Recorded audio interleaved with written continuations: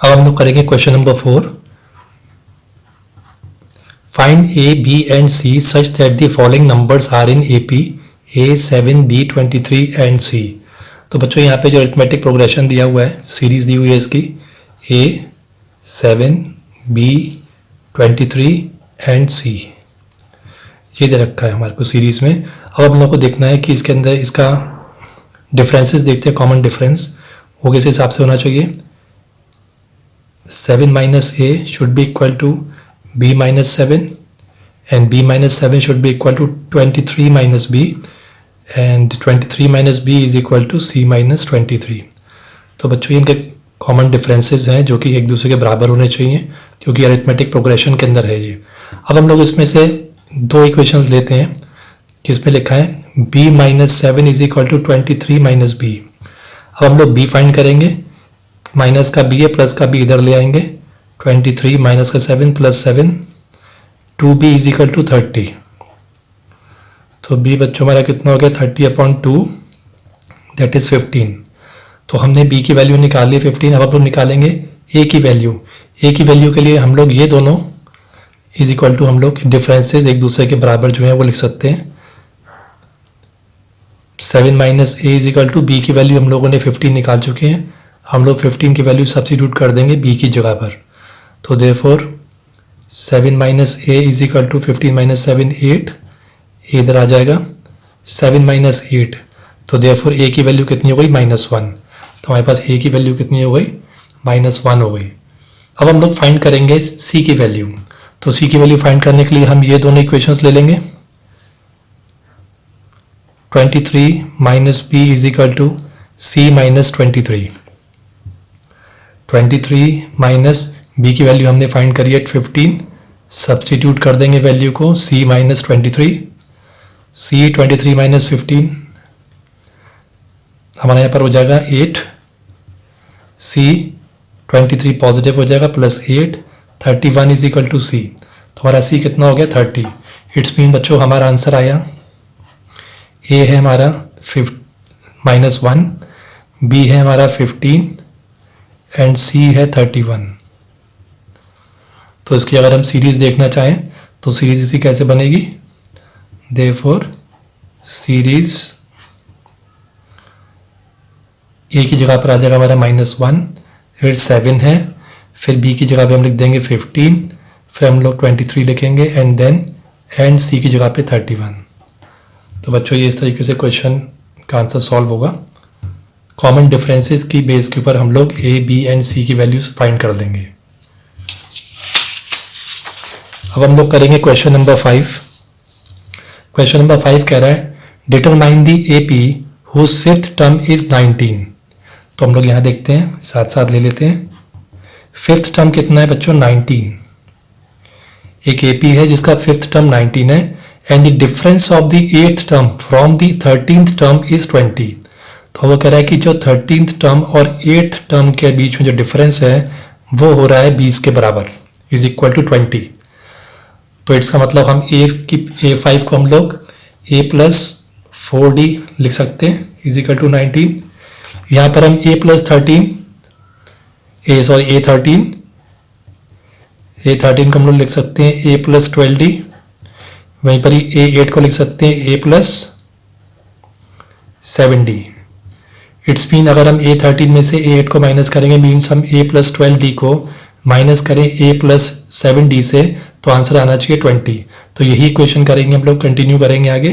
A13 की जगह पे हम लोग पुट कर देंगे A plus 12D minus AD की वैल्यू क्या रखी है हमने, A प्लस 7D के बराबर होती है और इसकी वैल्यू किसके बराबर है, 20। इसे हम लोग ओपन कर लेंगे ब्रैकेट्स को, minus A minus 7D is equal to 20, plus का A माइनस का A कैंसिल आउट हो जाएगा, प्लस का 12D माइनस का 7D becomes 5D is equal to 20। तो D इज इक्वल टू 20/5। तो D की वैल्यू कितनी आ गई बच्चों, 4 आ गई हमारे पास। अब हम लोग क्या करेंगे यहाँ पर, अब हमको यहाँ पे AP निकालना है पूरा, यानी पूरी सीरीज निकालनी। तो D हमको पता चल गया हमारा 4 है यहाँ पे। अब हम लोग इस वैल्यू के अंदर क्योंकि सेम सीरीज ही चल रही है तो यहाँ पे हम D की वैल्यू 4 आई है तो इसको हम यहाँ पे सब्स्टिट्यूट कर देंगे ये वैल्यू को यहाँ पर। तो therefore a plus 4 into D की जगह पे लिखेंगे 4 इज इक्वल टू 19। तो ये हो गया a plus 16 is equal to 19, a is equal to 19 minus 16। तो a इज इक्वल टू कितना आ गया बच्चों, 3 आ गया। इट्स मीन सबसे पहली जो वैल्यू हम a मानते हैं वो क्या हो गया, हमारी सीरीज कैसे होनी चाहिए, a है a प्लस डी होता है, फिर थर्ड टर्म को a प्लस 2d की तरह लिखते हैं, फिर फोर्थ टर्म को हम a प्लस 3d लिखते हैं। लाइक दिस हम लोग इसको कंटिन्यू करते हैं। तो इसकी हम सीरीज देख लेते हैं, AP देख लेते हैं। a हो गया हमारा 3, डिफरेंसेस बच्चों कितना आ रहा है यहाँ पर, 4 का डिफरेंस आ रहा है, 4 का डिफरेंस आ रहा है यहाँ पर। तो यहाँ पे लिखेंगे हम 3 प्लस 4, यहाँ पे हमारा a प्लस 2d आ रहा है, 3 प्लस 2 इंटू 4, और फोर्थ टर्म कैसे हो जाएगा हमारा, a की जगह पे हम लोग पुट कर देंगे 3 प्लस 3 इंटू 4। तो देखते हैं क्या बना, 3 वैल्यूज कौन सी हैं, 3 प्लस 4 7, 3 प्लस 8 11, 3 4 12, 12 प्लस 3 15। तो हमारे पास जो अरिथमेटिक प्रोग्रेशन आया वो है 3 7 11 15। ये बच्चों हमारा आंसर है।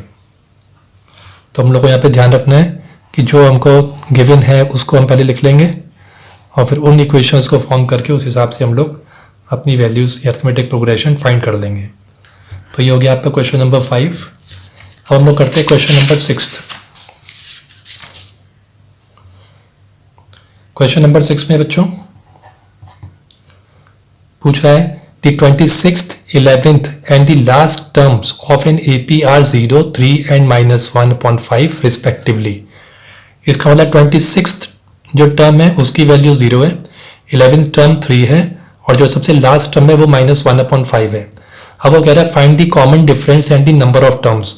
तो यहाँ पे एक तो हमको d निकालना है और एक हमको नंबर ऑफ टर्म्स के अंदर हमको n निकालना है।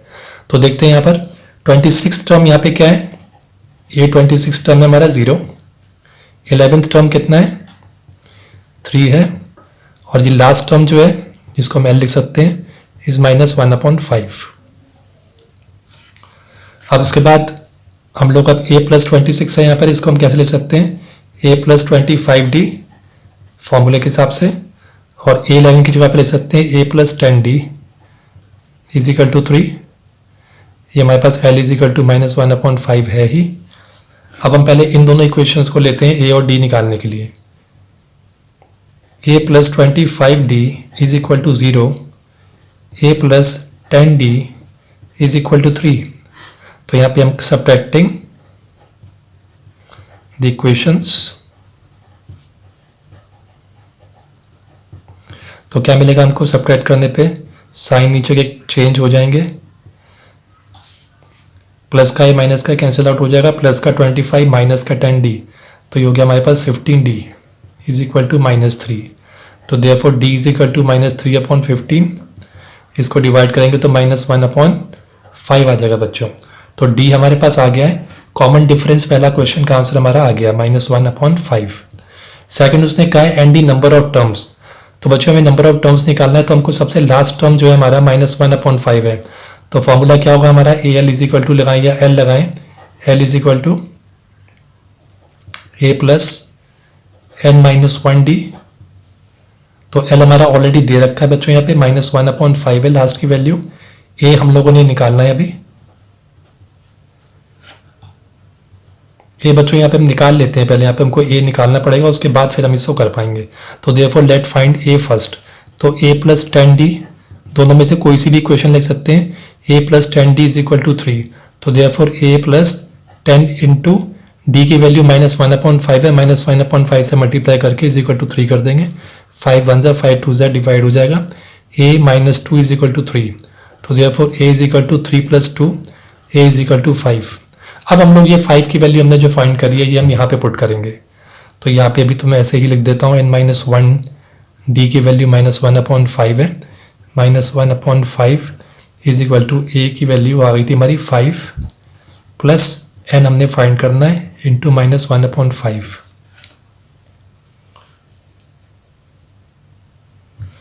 अब हम लोग इन सबको इस 5 को क्रॉस मल्टीप्लिकेशन में इस पूरी इक्वेशन के साथ हम लोग मल्टीप्लाई कर देंगे, क्रॉस मल्टीप्लिकेशन। तो यहाँ पे आ जाएगा माइनस का 1 और 5 के साथ ये पूरी इक्वेशन को हम मल्टीप्लाई करेंगे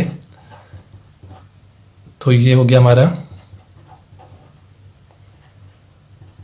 5 5 25 प्लस इस 5 के साथ मल्टीप्लाई करेंगे तो माइनस का 1 रह जाएगा बच्चों, माइनस का 1, क्योंकि -1/5 के साथ हम 5 को मल्टीप्लाई करेंगे तो विल गेट -1। तो -1 आ गया।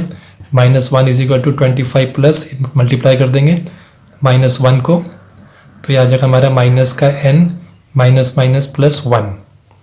तो therefore now -1 is equal to 25 plus 6, 25 plus 1 26 minus n को पॉजिटिव निकालना है, राइट हैंड साइड ले जाएंगे 26, माइनस का 1 इधर आएगा, प्लस का 1 हो जाएगा।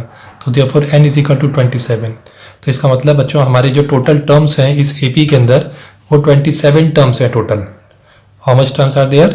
27। और वो लास्ट टर्म जो है उसकी वैल्यू क्या है? -1/5। तो हमने -1/5 से हमने लास्ट टर्म की हेल्प से हमने नंबर ऑफ टर्म्स निकाल लिए कि नंबर ऑफ टर्म्स n 27 है और डिफरेंस, कॉमन डिफरेंस हमारा -1/5 है।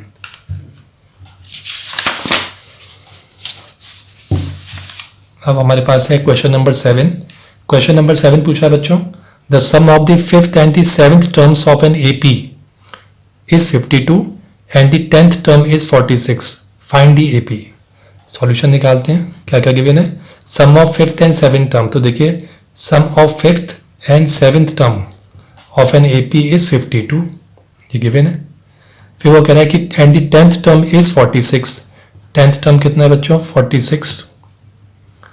अब मैं यहाँ पर A5 की जगह पर A प्लस 4D ले सकता हूँ। A7 की जगह पे I can write A plus 60 is equal to 52। A10 की जगह पे हम ले सकते हैं A plus 90 is equal to 46। इस इक्वेशन को हम तैयार करेंगे, ये आ जाएगा A plus 4D plus A plus 60 is equal to 52, 2A हो जाएगा प्लस 4D प्लस 60 10D हो जाएगा is equal to 52। Now common निकाल लीजिए 2 को, तो ये A plus 5D is equal to 26 हो जाएगा। अगर हम 2 को बाहर निकाल लेते हैं तो then it will become simplify हो जाएगा, रिड्यूस हो जाएगा 2A plus 5D is equal to 26 में। तो हमारे पास एक इक्वेशन बच्चों ये आ गई, एक इक्वेशन ये ऑलरेडी है हमारे पास। तो हम निकालते हैं A plus 5D is equal to 26 and A plus 9D is equal to 46। Subtract करते हैं, subtracting both the equation, subtracting both equations, minus minus and minus, तो ये तो कैंसिल आउट हो गया। माइनस का 90 बढ़ा है तो माइनस का 4D आ जाएगा, माइनस का 46 बढ़ा है तो माइनस के 46 में से 26 गया तो माइनस का 20 आ गया। तो therefore D is equal to -20/-4, minus से माइनस कैंसिल आउट हो गया तो D आ गया हमारे पास 5। तो बच्चों हमारे पास D जो है वो 5 आ गया है। अब हम लोग को देखना पड़ेगा हमारा A कितना है। टू फाइंड A, दोनों में से एक इक्वेशन ले लेंगे, एक इक्वेशन लेंगे A plus 5D is equal to 26 ले लेते हैं। A प्लस 5 इंटू D की वैल्यू हम सब्सिट्यूट कर देंगे और हम A की वैल्यू निकाल लेंगे।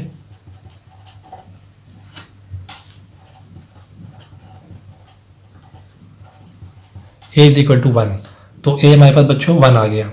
अब हम लोग बड़ी आसानी से निकाल सकते हैं। तो A मीन्स फर्स्ट टर्म है हमारा, तो देयरफॉर AP इज क्या होगा हमारे पास? A हमारे पास 1 है, या हम लोग ऐसे लिख लेते हैं, पहले से A होता है, दूसरा A प्लस D, फिर A plus 2D, A plus 3D, इस तरह की सीरीज बनती है जनरल फॉर्मूले की हेल्प से। A कितना आ गया? 1 आ गया। अब ये 1 प्लस D कितना है? 5, ये आएगा 1 प्लस 2 इंटू 5, यह आ जाएगा A plus 3 into 5, 1, 5 plus 1 6, 1 plus 10 11 हो जाएगा बच्चों। और A की जगह पे 1 है हमारा, 1 प्लस 15 प्लस 16 हो जाएगा। तो इट्स मीन हमारा जो अरिथमेटिक प्रोग्रेशन है वो 1 6 11 16 है, जिसमें कि D जो है कॉमन डिफरेंस है, सबके अंदर 5 5 का कॉमन डिफरेंस है। तो उसने पूछा है फाइंड दी AP, तो AP इज 1 6 11 16, इस तरह से सीरीज से चलेगी। तो हमारा आंसर बच्चों क्या हुआ है? 1 6 11 एंड 16। थैंक यू बेटा.